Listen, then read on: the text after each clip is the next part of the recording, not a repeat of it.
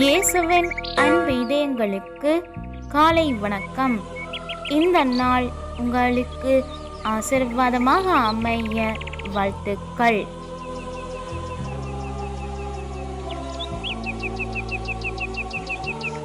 இப்புதிய நாளுக்கான ஆசீர்வாத இறைவசனம் நாகூம் அதிகாரம் 1 இறை வார்த்தை 7.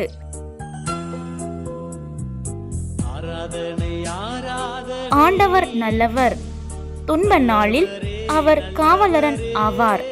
அவரிடம் அடைக்கலம் புகுந்தோரை அவர் அறிவார். அற்புதமே அதிசயமே